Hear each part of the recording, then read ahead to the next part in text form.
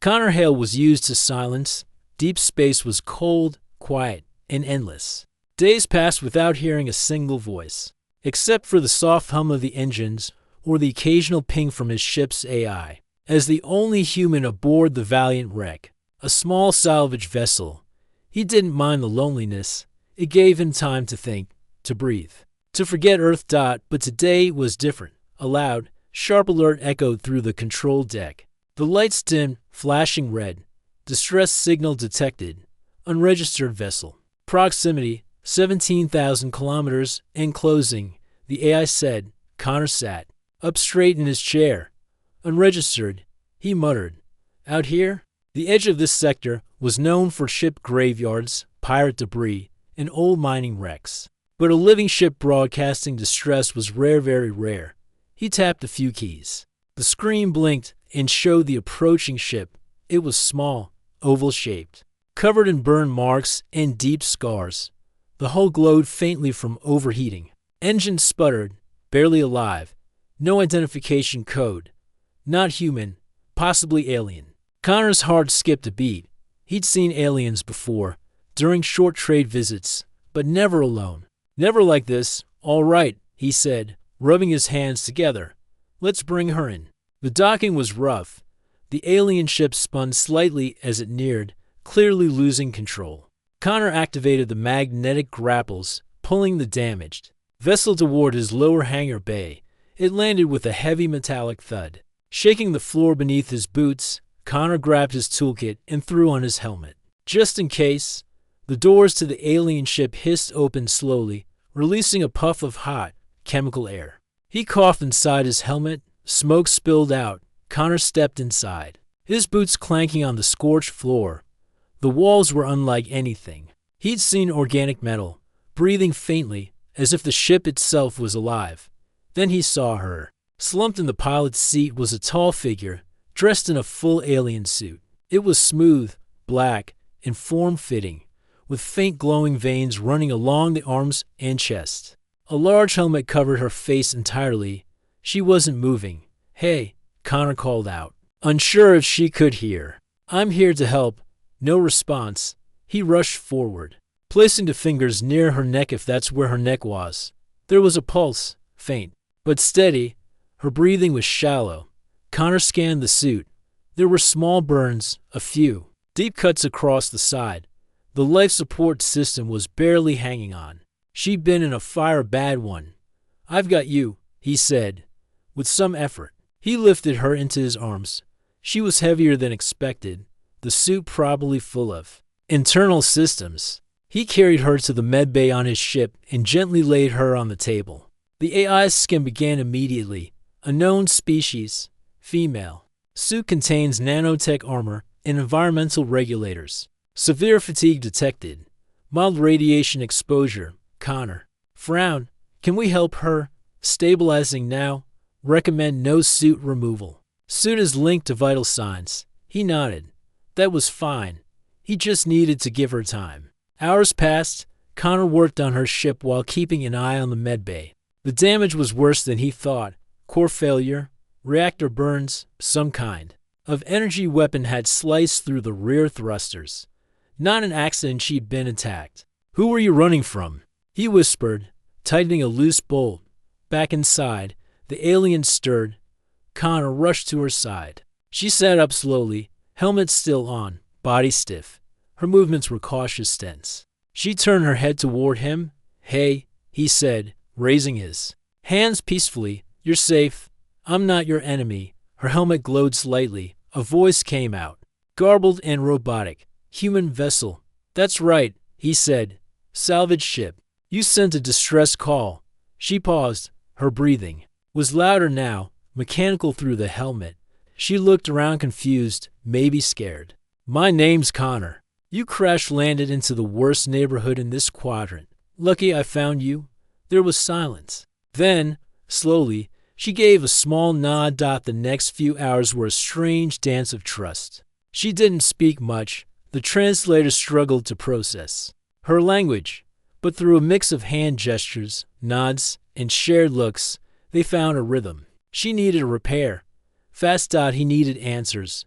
Slowly, Connor learned her name was Kelly, though he wasn't sure if that was a name or a title. She refused to remove her suit, even when he offered medical help. The AI said she was stable for now. He began repairing what he could, while she watched silently, sometimes helping, sometimes just observing. He found her tech fascinating. The ship was old but had layers of living circuitry. It responded to touch. Parts of it healed slowly, like wounded skin. "You're way ahead of us," Connor muttered. "And yet, you came here alone." Kelly didn't reply, but her helmet tilted slightly, as if acknowledging his thought. That night, Connor sat in his chair, staring at her ship from the window. What kind of alien risks everything to come into human territory alone? And why did she look so human? He didn't have the answers yet, but he had a feeling this was just the beginning. The real story hadn't started. Not yet. Connor woke to the sound of soft footsteps echoing through the corridor. It wasn't the AI. It wasn't an alarm. It was light, careful, someone trying not to be heard. He grabbed his tool wrench from the floor and walked out of his room, barefoot, and half-dash awake. At the end of the hallway stood Kelly, the alien woman in the black biosuit. Her tall figure was partly covered in steam from the nearby coolant vents, giving her an almost ghost-like appearance. Connor lowered the wrench. "Hey, can't sleep either." Kelly turned to face him. Her helmet was still on. The glowing lines along the sides flickered as she stared silently. She took a few slow steps forward and placed a small cube on the floor between them. It opened with a soft hum, projecting glowing shapes into the air-crewed star map. She pointed to a distant cluster of stars, then another, then finally Earth. Connor raised an eyebrow. "You've been watching us." She nodded once. He pointed at the other stars. "That you're home." Kelly tilted her head, hesitated, then touched the cube again. A different set of lights appeared, a circle surrounding a single red planet, marked with warning symbols. A prison, a war zone. She pointed to herself, then the red world. Connor frowned. "Exile?" She didn't answer, but she didn't deny it either. He sat down on a nearby crate. "Okay, so you're from a place that didn't want you anymore. You crashed your ship here, and now you're stuck with me." Kelly slowly sat down across from him, the suit's limbs folding smoothly. "I guess we both got kicked out of somewhere," Connor said with a quiet chuckle. "Me from Earth, you from wherever." He paused. "Want some tea?" The kitchen was silent except for the soft hiss of the water heater. Connor poured hot liquid into 2 mugs and placed one in front of Kelly. She stared at it like it was a bomb. "It's not poison," he said. "Probably." Kelly didn't move for a long time. Then, slowly, a small tube extended from under her helmet and dipped into the mug. A quiet slurp sound followed. Connor blinked. "That works, I guess." They sat there in silence, surrounded by blinking lights and quiet engine hums. Outside the window, distant stars drifted by like glowing dust. Connor leaned back. "You know, you're the first alien I've actually talked to. Most of them avoid humans. Say we're too unpredictable." Kelly looked at him and tapped a few buttons on her wrist. A new projection appeared between them, a glowing image of Earth, surrounded by question marks. Connor laughed. "Yeah, that sounds about right." Later that day, Connor got back to work on her ship. Kelly followed him closely, sometimes helping, sometimes observing like a scientist watching a strange new creature. Her ship was alive in some way. It pulsed when touched. The walls responded to heat. She guided him to certain panels, but refused to speak. Her voice still didn't come clearly through the translator. Connor sighed. "You really don't like talking, huh?" Kelly paused, then reached out. Her fingers tapped the translator unit. A few sparks flew. Then her voice came through, still robotic, but clear enough. Human words. "Heavy, difficult." Connor stared. "That's the first real sentence I've heard from you. Not used to talking." He nodded. "Well, you're doing great." She watched him for a moment, then said softly, "You fix well." Connor smirked. "Thanks. I've had years of practice. Machines are easier than people." Kelly looked down. "Same for me." Later, while tightening a coil near the alien ship's reactor, Connor noticed a deep scar in the hull. Burnt edges, laser pattern. A clean hit. Someone shot you. He said.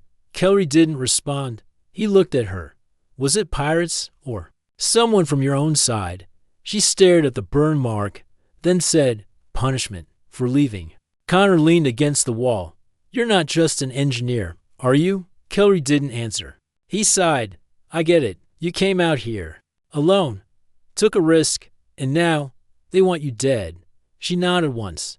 But why risk it? He asked. Why leave your people? She hesitated. Then, very slowly, she said, wanted to know if stories true. What stories? That humans fix everything, even things that should stay broken. Connor didn't know what to say to that. He was just a junk engineer, a nobody. But she was staring at him like he was something more, like he might be the answer to a question she carried across the stars. That evening, Connor returned to the medbay to check her vitals. She had insisted on keeping the suit on. The AI warned him not to interfere. The suit was keeping her alive. Still, Connor was curious. What was she really hiding under all that armor? Suddenly, the lights flickered. A sharp hiss echoed from the pipes. A coolant leak burst from the wall panel, spraying white vapor into the hallway. Connor grabbed his mask and ran. He found Kelly on the floor, struggling. Her suit was steaming. The internal systems were overheating. The coolant systems inside. Her suit had been damaged. Kelly, he shouted, you need to get out of that thing. She shook her head weakly. Can't, it's bonded. You'll die if you stay in it. He reached for a release latch on the back of her armor. She pushed his hand away at first, then froze. A moment of silence passed. Then, slowly, she reached up and released it herself. The suit hissed open. Connor stepped back in shock. Steam filled the hallway like fog. Pipes hissed, coolant leaked from the wall, forming a white cloud that burned the throat and eyes. Lights above flickered wildly. Alarms buzzed in the background. Connor stood still, his breath caught in his throat. Right in front of him, Kelly's alien suit began to open. The black armor that had protected her body split down the middle with a soft mechanical hiss. Small clasps released from her shoulders and waist. Thin layers of living material peeled away from her skin as if the suit itself didn't want to let go. Underneath was something he hadn't expected. Her body was not metal, not wires or glass, or tubes. She looked alive. Pale blue skin shimmered faintly, marked with soft glowing veins that pulsed with each slow heartbeat. Her muscles were lean in tone, but her shape was humanoid, surprisingly close to human though more elegant in design. Her fingers were slightly longer, her collarbones sharper. Her eyes, once hidden by the helmet, were large, silver, and full of intelligence and fear. Kelly took a shaky step forward and collapsed to her knees. Connor rushed to her side and caught her before she hit the floor. You're burning up, he said, placing a hand on her shoulder. Her skin was warm to warm. You shouldn't have removed the suit if it was keeping you alive. Kelly looked at him weakly. Had to. Suit breaking. Inside, he helped her to the medbay and gently laid her on the table. Her breathing was fast and shallow. The AI scanned her quickly, temperature rising. Internal systems unstable. She needs a coolant substitute. Connor ran to the storage room and grabbed a few bottles of emergency fluid. He returned, connecting the drip line to her arm carefully. Her body shivered, reacting to the cool flow. As he worked, he noticed something. Her skin was healing. Very slowly, the glowing lines across her body pulsed with light, and the bruises began to fade. Whatever species she was built to recover. But even so, she looked fragile now. Nothing like the armored figure who had appeared from the smoking ship days ago. Kelly slept for several hours. Connor sat beside her, watching her chest rise and fall. He couldn't believe what he had just seen.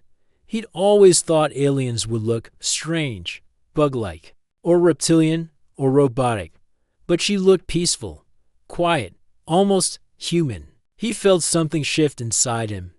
Not fear, not confusion. Just curiosity, and maybe a little awe.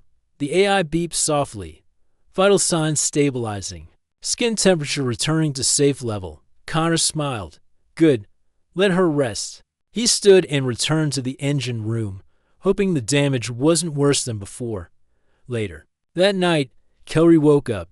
She sat up slowly, her skin now a cooler shade of blue. The glowing lines were dim, but steady. She looked around the medbay and saw her suit. Lying in pieces on the floor nearby. She stood carefully and wrapped herself in a soft blanket from the wall cabinet. Her body still ached, her head throbbed, but she felt safe. She walked slowly toward the sound of clanging metal. Connor was lying under a panel, sparks flying above him as he welded a damaged pipe. Kelly cleared her throat. He sat up and blinked in surprise. "Hey, you're awake," she nodded, pulling the blanket tight around her. Feeling better, she tilted her head. Coolant helped. Suit was failing. Would have broken me. He sat beside her, wiping sweat from his face. "I was afraid you were going to die. So was I." They sat there in silence for a moment. The soft rumble of the ship surrounding them. Then Kelly spoke again. Her voice was calmer now, less robotic. "You did not fear me, even when I looked like this." Connor chuckled. "You look fine. Just different. Different is dangerous, to most." He looked at her. "You risked your life to come here. That tells me more than your appearance ever could." Kelly looked down. Her hands trembled slightly. "My people do not believe in showing our true forms. The suit hides everything, feelings, pain, thought. We are raised to be tools." Connor's brow furrowed. "That's no way to live. It is safe, but it is not real." She looked him in the eyes then, silver meeting green. "You saved me, not because you had to, but because you wanted to." He shrugged. "That's what people should do. Not all do." He sighed. "No, but we try. That's what makes us human." That night, Kelly didn't sleep in the medbay. She sat in the control room, watching the stars through the window. Connor joined her, handing her a warm mug of tea. She took it slowly. "Earth tea," he said with a grin. "Still not poisoned." Kelly smiled faintly, a small, honest smile. "Your world," she said softly, "is loud, bright, alive. That's why I came." Connor raised an eyebrow. "You came all this way just to see us?" "I wanted to see if the stories were true." "What stories?" "That humans break rules, fix things, feel too much, care too much, that you are messy and loud and emotional, but that you never give up." Connor smiled. "Sounds about right." She looked out the window again. The stars reflected in her eyes. "Then maybe I came to the right place." The next morning, Connor was in the cargo bay, wiping oil from his hands when the AI spoke again. "Long-range scanner report. Unknown signal detected. Faint. Possible cloaked vessel. Direction rear quadrant." He froze. A cloaked vessel. That was never a good sign. "Details?" he asked quickly. "Signal is shifting. Power output low. Possibly in standby mode." Connor's eyes narrowed. Cloaked ships didn't just float around. Someone or something was watching them. He turned to Kelly, who was standing beside the half-repaired engine. Her skin had regained more color. She looked stronger today, her posture straighter. "Do you know who it could be?" he asked. Kelly looked up. For a moment, she said nothing. Then she simply replied, "My people." Connor's jaw tightened. "So they found you?" She nodded. "They always find us. When one leaves, the trackers follow." He took a deep breath. "Are they here to bring you back?" Kelly lowered her gaze. "No, they come to erase me." They returned to the control deck. Connor ran a quiet scan of the area, careful not to alert whoever was out there. The cloaked signal was faint, but still there, steady, waiting. "How long do we have?" he asked. Kelly sat beside him, the blanket still around her shoulders. Her voice was calm, but her silver eyes were sharp with concern. "If they're waiting, it means they're not sure if I'm still alive." They scanned for movement, noise. Connor stood and paced. Then, "We need to finish fixing your ship now." Kelly shook her head. "We don't have time. My engine is half fused. It will take ours to stabilize the fuel core." Connor clenched his fists. "Then what are we supposed to do? Wait to be vaporized?" She looked at him. "No, we tricked them." For the next 2 hours, the salvage ship came alive with activity. Connor and Kelly worked in silence, moving like a team. They build a decoy signal fake reactor core using scrap, power cells, into broken heat coils. Connor shaped the casing while Kelly rerouted energy to make it look like a second ship was powering up. Will they fall for it? He asked. Kelly nodded. They follow energy spikes. When it overloads, it will look like an escape attempt, Connor smirked, and they'll shoot it. She looked at him. Yes, from close range. He paused, and then Kelly touched her wrist and revealed a tiny silver disc. This will scramble their sensors for 15 seconds. Just long enough to launch both ships and get away. He whistled. That's either genius or suicide. Both, she said with a faint smile. As they set the trap, Connor looked at her again. Now that she was out of the suit, she didn't look like an enemy. She looked like someone who had been running a long time and was finally too tired to keep hiding. He wanted to ask something that had been on his mind since day one. Why did you really come here? Kelly hesitated. She looked at the blinking lights on the decoy, then back at him. My people are built for silence. We do not touch. Do not speak. Do not trust. She walked to the window and pointed at the stars. But I kept hearing stories. About Earth. About humans. About how you fight. But also forgive. How you destroy. But rebuild. I wanted to see if it was real. Connor sat on a crate, arms crossed. And now that you've seen us? Kelly smiled gently. Now I know. You are not perfect, but you are alive. And that is something we forgot how to be. Her words hit him harder than he expected.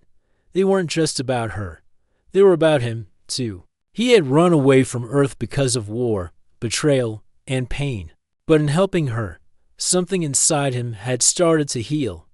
The time came. The decoy was hot and pulsing, glowing like a real core. The salvage ship was powered down completely, drifting in silence. Kelly's ship, still tethered, hummed with low energy. Ready to launch. Connor stood beside her at the window. You ready? He asked. Kelly looked at him. Her silver eyes were serious, focused. If I don't make it, don't say that, he interrupted. You will. She reached out suddenly and touched his arm. Her fingers were cool, light. Thank you for not fearing me, for trusting me. He gave a quiet smile. Thank you for proving the stories right. A sharp pulse. The cloaked enemy ship appeared sleek, dark, and deadly. Its wings open like a predator diving toward prey. Connor held his breath. The enemy fired. The decoy exploded in a burst of white fire and plasma. The space shook. Shockwaves spread in all directions. Kelly threw the silver disc into the air. It burst with static, sending out a quick amp ripple. Go! She shouted. Both ships activated at once. Connor's salvage vessel and Kelly's half-repaired craft broke away. Opposite directions, their engines burning bright. The enemy's sensors failed for exactly 14.8 seconds. It was enough. When the stars cleared and silence returned. The cloaked vessel spun in place, confused, damaged, and scanning wildly. But Kelly and Connor were already gone. They had vanished into the dark, headed for the edge of the sector. Alive. Inside the control deck, Kelly leaned back, breathing hard. Her suit pieces lay forgotten. Her body ached, but her mind was sharp. Connor sat across from her, smiling with tired relief. Not bad for a junk engineer and an exile, he said. She gave a tired smile. We make a good team. The stars outside the viewport streaked past like sharp lines of light. Both ships raced through the darkness, engines roaring as they fled from the cloaked enemy vessel. Connor gripped the controls of the Valiant wreck tightly, eyes scanning every sensor. His heart pounded in his chest. Behind them, the enemy ship was not giving up. Kelly, how long until your ship can fly on its own? Connor shouted over the roar. Kelly's voice was steady but urgent, still unstable. Reactor unstable. 10 minutes, maybe less. Connor's eyes narrowed. 10 minutes wasn't much time. Hold on, he said. He activated the emergency power to the decoy systems on his ship. Lights flickered as the Valiant wreck prepared to fight, not with weapons, but with trickery. The enemy vessel was far, faster than either of their ships. It closed the distance quickly, weaving between asteroids and debris. Kelly's ship sputtered behind him, fighting to keep up. We can't outrun them, Kellery said. We have to outsmart them. Connor nodded. Time for Plan B. He pressed a sequence on his console, releasing a cloud of magnetic mines, old salvage tech, but still deadly. The mines floated in space. Silent but dangerous. The enemy ship flew straight into the field. The first mine exploded, sending out an electromagnetic pulse that disrupted the ship's shields. Connor and Kellery watched as the enemy's hull sparked and groaned. Good, Connor said. Now they're vulnerable. Kellery focused on her controls. I will try to stabilize my engine. If I can get a small burst, I can jump to hyperdrive. Connor glanced at her, concern in his eyes. Be careful. Suddenly, alarms blared. Incoming. Missile, the AI warned. Connor yanked the controls, dodging just in time. The missile exploded nearby, shaking the ship. We're not just dealing with pirates, he said grimly. Kellery's eyes narrowed. This is a military attack. Precision weapons. Connor looked at the star field ahead, then back at Kellery. Can your ship fight back? Minimal. Mostly defense systems. Not designed for combat, Connor smirked. Neither is mine. But I have an idea. Using a combination of his salvage tools and Kellery's alien tech, they rigged a makeshift weapon. Connor attached an old plasma cutter to the ship's energy grid, rerouting power. Kellery interfaced with the ship's targeting system, helping align the plasma beam. We'll give them a surprise, Connor said. The enemy ship closed in for the final attack. Connor took a deep breath, then fired. A bright blue plasma beam shot from the Valiant wreck, hitting the enemy's engine core. Sparks flew. The ship shuddered and slowed. Nice shot, Kellery said, eyes shining. Thanks. Now get ready. Kellery's ship surged forward, using the momentary confusion to gain speed. Hyperdrive ready, she said. Connor gave her a thumbs up. Go. I'll hold them off. Kellery hit the hyperdrive button. Her ship vanished in a flash of light, leaving only the Valiant wreck behind. Connor prepared for the final stand. The enemy ship was not finished. It fired everything it had. Connor dodged, weaving through the debris field. His ship was old, battered, but it held together. He pressed a button on his console, launching the final decoy. The decoy exploded in a blinding flash. The enemy ship's sensors scrambled again. Connor used the moment to activate his own hyperdrive. The stars stretched into long lines, and then silence. Connor opened his eyes. He was alone. The Valiant wreck had made it. He glanced at the console. A message blinked on the screen. Kellery's ship, jump. Successful. Safe orbit, awaiting rendezvous. Connor smiled. They had escaped, but the fight was not over.